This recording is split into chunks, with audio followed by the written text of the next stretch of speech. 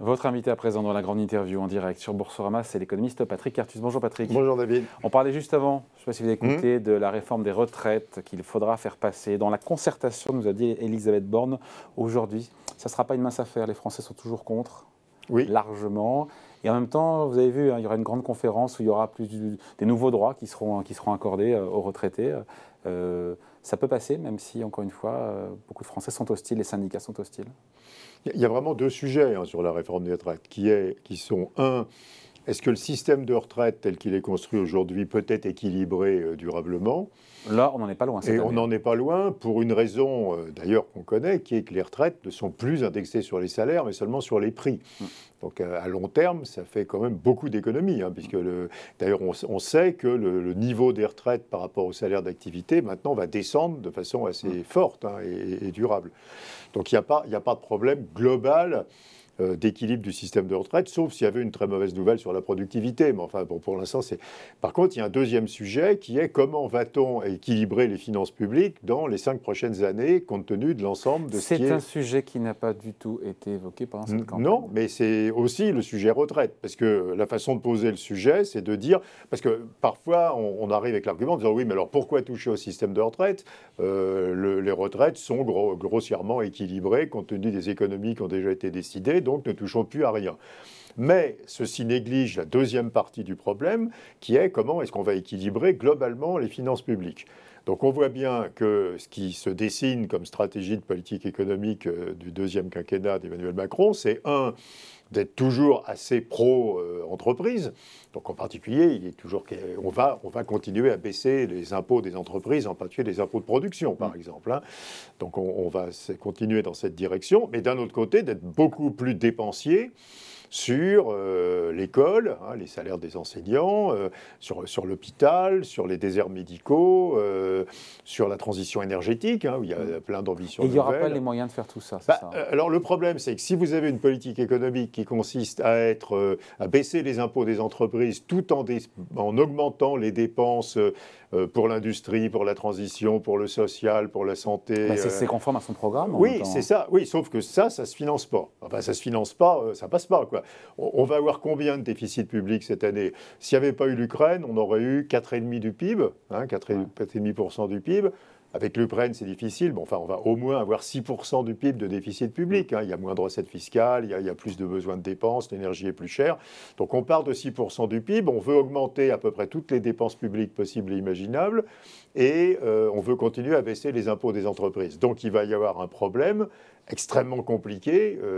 Il va y avoir quand, comment? Alors, probablement à partir de 2024, puisqu'en 2023... on est toujours un peu dans un monde différent, et puis il n'y a toujours pas de règles européennes. Enfin, à partir de 2024, il va sans doute falloir ramener progressivement le déficit public vers un niveau à peu près acceptable à la fois par les marchés financiers et par la Commission européenne. Et ceci n'est pas évident du tout. Donc qu'est-ce qu'il y a comme marge de manœuvre budgétaire? C'est assez intéressant quand on compare la France et l'Allemagne, quand on compare les dépenses publiques en France et en Allemagne. Alors, il y a plein de dépenses publiques qui sont un peu plus élevées en France qu'en Allemagne. Il y a la défense, il y a la culture, il y a la famille, il y a les dépenses du marché du travail. Mais le gros morceau, c'est les retraites, puisque là, on dépense en France 4 points de PIB chaque année de plus qu'en Allemagne. Donc, et puis on ne va pas baisser les dépenses publiques de défense, ni les dépenses de famille, ni les dépenses de santé, etc. Donc la seule marge de manœuvre, si on veut récupérer de l'argent public pour faire autre chose, c'est effectivement de dépenser moins sur les retraites. Certes. Est-ce qu'il va devoir renoncer à des pans entiers de son programme quand on vous écoute? Écoutez, d'abord, il y a une autre question qui est celle des taux d'intérêt, que personne non plus ne se pose. 30, 40 1,4 en ce moment à peu près. Où est-ce qu'on va dans 1 an, 2 ans? Honnêtement, il faut regarder là la zone euro et pas la France. L'inflation est à 7,5, elle va continuer à augmenter. Les prix des importations ont augmenté de 20% en 1 an. Donc le potentiel d'inflation, il est quand même très très élevé. L'inflation va continuer à monter, donc je ne sais pas. Alors, c'est très difficile de dire à quel niveau on va, parce que ça dépend de l'évolution de la guerre en Ukraine, ça dépend de ce qui se passe sur les marchés de l'énergie. Enfin, on va aller à une inflation qui est de 8, 8,5 au moins, sinon plus. Pendant combien de temps? Assez vite, dans les quelques prochains mois. Mais pour y rester Pour ensuite redescendre assez doucement, parce que assez probablement, les salaires vont quand même rattraper leur retard. Dans la zone euro, les salaires auront augmenté de 3% cette année, avec une inflation moyenne qui va être sans doute d'au moins 5, sinon 6. Donc il y aura du rattrapage salarial. Donc on aura des hausses de salaire plus fortes en 2023, et donc sans doute plus d'inflation encore. Et donc, où vont les taux d'intérêt? Le taux d'intérêt à long terme. Bon, à nouveau, les taux d'intérêt de la France, à nouveau, c'est très difficile à faire parce que ça dépend aussi de l'évolution de la guerre. Si on arrête d'importer du gaz russe, il y aura un nouveau choc inflationniste. Enfin, mais probablement, les taux d'intérêt à la fin de l'année prochaine seront autour de 3%. Ça paraît assez raisonnable. En France, sur le 10 ans français. Oui. Donc ils pourraient doubler d'ici. Oui, mais 3%, c'est pas très élevé. Je veux dire, on aura plus d'inflation que ça. Donc, mais simplement, le monde à 3% de taux d'intérêt, c'est pas du tout le monde à zéro, quoi. Je veux dire, c'est un monde où les dépenses publiques doivent être contrôlées, où on ne peut pas faire n'importe quoi avec la dette. Enfin, c'est, à partir de quel niveau ça commence à peser sur les comptes publics, les taux à 10 ans alors il faut distinguer complètement le déficit public du taux d'endettement public. Parce qu'on a aussi plus d'inflation. Donc, si les taux d'intérêt montent, mais parallèlement à l'inflation, ça n'aggrave pas l'endettement public. Par contre, ce que ça aggrave, c'est le déficit public. Donc, c'est une question de financement. C'est très simple. Je veux dire, à terme, si on a 3% de taux d'intérêt, comme on a une dette publique qui fait 113% du PIB, ça fait 3,4 de PIB. Ça fait 85 milliards d'euros d'intérêt sur la dette en plus. Alors, au bout de 8 ans, le temps que toute la dette ait été renouvelée. Ouais. Il y a un effet boule de neige. Mais c'est beaucoup. C'est beaucoup. On entre en zone rouge aujourd'hui sur les taux d'intérêt à 10 ans, avec l'impact que ça peut avoir sur le programme d'Emmanuel Macron. On est déjà, par exemple, pour les assureurs français, aujourd'hui, les taux d'intérêt sur les obligations aujourd'hui sont supérieurs aux taux d'intérêt sur leur portefeuille d'obligations. C'est-à-dire qu'ils ont accumulé les obligations à des taux très bas. Donc en fait, leurs portefeuilles sont globalement en moins-value. Donc on peut dire que ça veut dire qu'on est rentré en zone rouge. On est en train de faire des moins-values sur le portefeuille d'obligations, ce qui veut dire que... voilà. Donc oui, mais à nouveau, 1,4, ce n'est pas le bout de cette histoire. C'est-à-dire, vous avez une inflation européenne qui va monter au-dessus de 8%, sinon beaucoup plus si jamais on arrêtait d'importer du gaz russe. On ne va pas s'arrêter à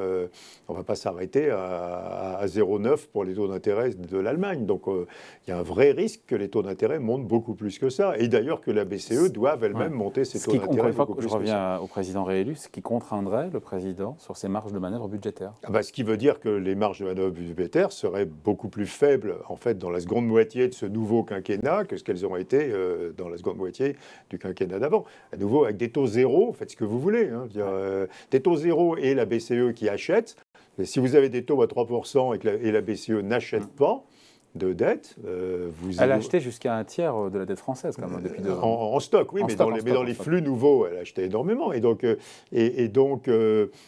dans le nouveau régime où la BCE n'achèterait plus de dette nouvelle et où les taux d'intérêt seraient dans un an et demi autour de 3%, on est contraint à une certaine sobriété budgétaire. On ne peut pas faire n'importe quoi avec les déficits. Donc il n'aura peut-être pas, le président, les moyens, encore une fois, d'honorer toutes ses promesses. Parce que, encore une fois, c'est un sujet, la dette, les déficits, encore une fois, c'est pas un sujet on vit toujours comme si ce sujet avait disparu. Oui. Mais sauf que ce sujet, il commence à revenir. Et à nouveau, moi je pense que... Ça n'a pas été débattu dans cette campagne. Non, mais la BCE, parce que d'abord... parce que jusqu'à la guerre en Ukraine, on pouvait espérer que par elle-même, l'inflation européenne revienne un peu en dessous de 2%, qui était le scénario le plus vraisemblable probablement en janvier-février. Qu'on allait avoir un gros pic d'inflation, mais qu'à la fin de l'année, on serait à nouveau à 2%, donc que les taux d'intérêt n'avaient pas besoin de monter énormément. Et là, on n'est plus du tout dans ce scénario-là. On est plutôt dans un scénario où on rentre dans un régime plus inflationniste, avec toutes les matières premières dont les prix sont tendus, avec la Russie qui va être sortie du commerce mondial pendant très longtemps. Les sanctions sur la Russie, elles ne sont pas prêtes d'être supprimées. Et la Russie, c'est quand même entre 15 et 40% des différentes matières premières.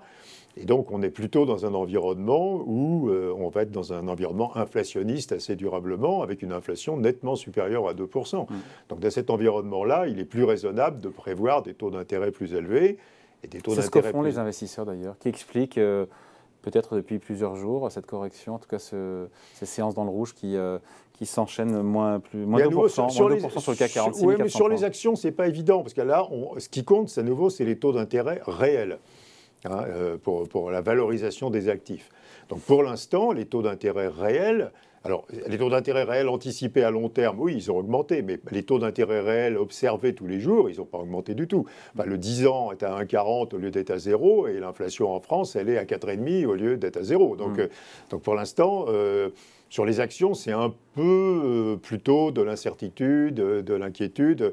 Il n'y a pas vraiment de raison pour l'instant. Mais ça va venir. Il n'y a pas de raison que sur les actions. Il n'y a pas de raison vraiment qu'il y ait un recul fort des marchés d'actions. Mais il va venir ce recul. Il va y avoir une hausse des taux d'intérêt réels. On peut pas imaginer contrôler une inflation européenne à 7,5% avec des taux d'intérêt à 1. Enfin, je veux dire, donc c'est pas possible. Est-ce que les marchés actions sont capables de supporter encore une fois ces hausses de taux en série à venir? On a vu les faucons de la BCE qui ont donné de la voix depuis maintenant plusieurs jours, dans le sens d'un relèvement des taux de la BCE. Alors la même question se pose encore plus rapidement aux États-Unis. Oui. La question c'est, imaginons qu'on ne fait rien contre l'inflation, ou très peu, quoi, je veux dire, on fait très peu, on fait rien. Est-ce qu'il y a un risque que l'inflation continue à s'auto-entretenir? La réponse est oui. Parce qu'à nouveau, moi je crois que les salariés vont obtenir des compensations salariales importantes à la fin de cette année. Beaucoup d'entreprises à qui on parle disent que jusqu'à présent, elles ont tenu leur prix, mais que c'est plus possible et qu'il faut qu'elles passent les coûts des matières premières dans leur prix. Donc on a vraiment un risque d'accélération de l'inflation. Et là, ça serait de la vraie inflation. Ça serait des salaires et des prix, ça ne serait pas simplement les matières premières. Et si la BCE laisse démarrer ça, comme la Réserve fédérale l'a fait, ça devient beaucoup plus compliqué de tenir l'inflation et de la ramener. Donc la BCE, je crois qu'à un certain moment, même si c'est ennuyeux, quoi, il y a la guerre, enfin, elle est obligée de monter les taux. Les marchés anticipent des taux d'intérêt à la fin de l'année prochaine de la BCE de un peu au-dessus de 1,5%.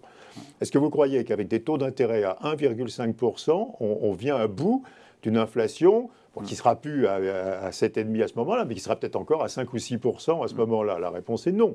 Donc la BCE va monter ses taux beaucoup plus que ce que les marchés croient. Tard, hein, parce qu'ils essaient de gagner du temps. Il y a l'Ukraine, évidemment, on n'a pas envie de monter les taux pendant une guerre, mais à un certain moment, ils seront obligés. Je veux dire, on peut pas. Ou alors, ils laissent la dynamique de l'inflation tourner toute seule. On ne sait pas où va l'inflation. Et comme vous disiez, il y a plein de pays qui ne vont pas accepter qu'on laisse la dynamique de l'inflation tourner toute seule. Donc moi, je crois qu'il faut plutôt construire des hypothèses budgétaires en France sur les 5 prochaines années avec des taux d'intérêt nettement plus élevés qu'aujourd'hui. Donc je dis 3, c'est pas extravagant. Hein. Des taux longs à 3, ça veut dire que pendant... Ça dépend comment on y va à 3%. Oui, bon, on peut y aller assez vite, mais enfin, c'est pas non plus un niveau extravagant. Je veux dire, quand on voit qu'à l'inflation de la zone euro est à 7,5, quoi. Hein, donc. Est-ce que, encore une fois, des taux d'intérêt à 10 ans sur la dette française à 3%, ça ne remet pas en cause, ça ne rend pas caduque une large partie du programme du président Réveil? Ça devient très compliqué.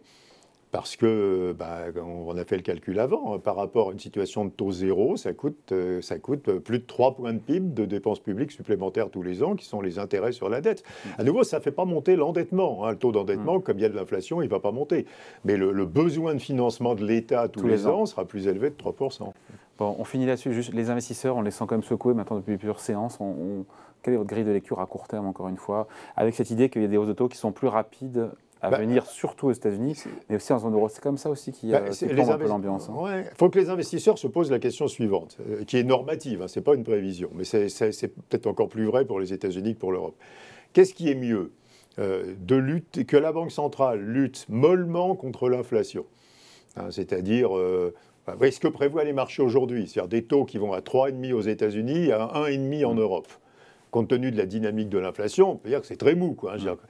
Si les banques centrales ont cette réaction molle contre l'inflation va être très longue à s'en aller. Hein. Il va y avoir une dynamique de l'inflation qui ne sera pas tellement attaquée par la Banque centrale. Je vous vois venir. Pour vous, il vaut mieux quelque part taper plus fort. Non, mais c'est un débat qui a lieu d'ailleurs à la Réserve fédérale. Hein. Je veux dire, est-ce qu'il ne faudrait pas mieux revenir à la pratique des années 80-90 et de dire on va tuer l'inflation en 6 mois, en un an. Ça ne sera pas un bain de sang, encore une fois Oui, mais enfin, je veux dire, est-ce qu'il vaut mieux un bain de sang très long, avec une inflation qui reste là, des problèmes de pouvoir d'achat qui restent là, ou est-ce qu'il vaut mieux tuer la bête tout de suite? Oui, au prix d'une récession. Ah oui, alors d'ailleurs, il y a plusieurs personnes de la Réserve fédérale qui ont dit, évidemment, si on voulait vraiment faire baisser l'inflation, il faudrait faire baisser l'emploi. Ah, c'est clair. C'est clair. Si vous avez 8,5 d'inflation aux États-Unis, il y aura peut-être bientôt 9 ou 10 d'inflation. Comment vous croyez que vous allez tuer l'inflation sans récession? C'est une plaisanterie. Enfin, je veux dire, d'autant plus que la croissance américaine, elle n'est pas très violente déjà au point de départ. Mais est-ce qu'il vaut mieux traîner très longtemps l'inflation avec des problèmes de pouvoir d'achat pour les salariés, avec une inquiétude des investisseurs, etc. Et puis à la fin, peut-être se résoudre seulement dans 2 ans à y aller vraiment? Ou est-ce qu'il vaudrait mieux y aller? C'est pas du tout une prévision que je fais. Hein. Je dis normativement, est-ce qu'il vaudrait pas mieux y aller tout de suite? On monte les taux à 8.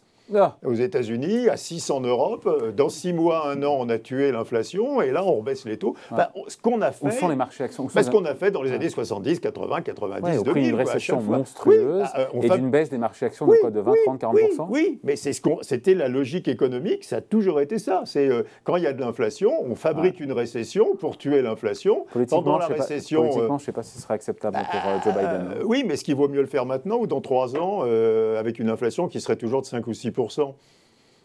Ou alors, est-ce qu'on dit, non, alors on a complètement changé la politique monétaire, on va accepter qu'en Europe, l'inflation soit entre 4 et 5% tout le temps. Il faut changer dans ces cas les objectifs d'inflation des banques centrales. Il faut changer, oui, mais d'accord. Et alors, ça pose une question très profonde aussi, c'est est-ce qu'on serait mieux à 4 qu'à 2 d'inflation. Peut-être que oui, je veux dire, mais c'est une décision lourde de dire non, on ne va pas du tout essayer de revenir à 2.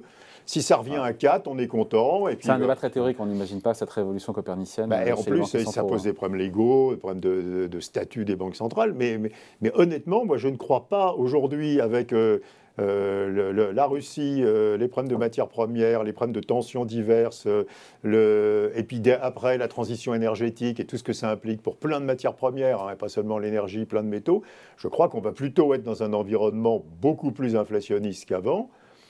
Et même si c'est un environnement à 3-4%, ça pose un problème si on décide d'y rester dans cet environnement à 3-4%. Donc là, il y a plein de questions et les banques centrales n'y répondent pas. C'est-à-dire que les banques centrales ne nous passent aucun message clair sur est-ce qu'on veut revenir à 2 ou est-ce qu'on est content à 4 ? Est-ce qu'on veut revenir à 2 très très lentement ou est-ce qu'on préférerait faire ça vite pour être débarrassé du problème ? Enfin, on a très peu de communication là-dessus. On se quitte là-dessus, Patrick. À court terme, vous restez positif sur les marchés actions, sur les indices boursiers ? Malgré tout ce qu'on a dit là, parce qu'avec tout ce qu'on a dit là, on n'a pas trop envie, tout ça sur fond de guerre en Ukraine, ça n'a pas envie de s'exposer plus que ça. Oui, les indices boursiers aujourd'hui, ça devient extrêmement sectoriel. C'est-à-dire qu'il y a des secteurs qui ont des pricing power très importants, qui arrivent à passer leurs coûts très correctement dans leur prix. Pensez à la tech, pensez à l'auto, pensez à la pharma, à tout ce qui est santé, etc. Ces secteurs-là, on peut continuer à les investir. Par contre, il y a des secteurs qui ont des gros problèmes pour passer leurs coûts dans leur prix, la distribution, certains services à la personne, et ces secteurs-là, il faut être beaucoup plus prudent, quoi. Donc c'est plutôt, on est dans un marché qui est assez, qu'il faut regarder plus globalement, qu'il faut regarder vraiment en fonction de la capacité des secteurs à transmettre leurs coûts dans leur prix. Bon, voilà. Il y a des secteurs sur lesquels, regardez, l'auto, c'était pas évident que l'auto allait réussir à avoir ces résultats-là avec des chutes des ventes, simplement en augmentant énormément leurs marges, quoi. Ouais. Donc, notamment Stellantis, qui a des marges. Ça peut être compliqué, quoi. Mais on voit bien. Donc il y a des secteurs qui restent solides, malgré cet environnement. Allez, merci beaucoup d'avoir été avec nous, Patrick Artus, chef économiste de Natixis, invité de la grande interview en direct sur Boursorama. Merci. Merci, David.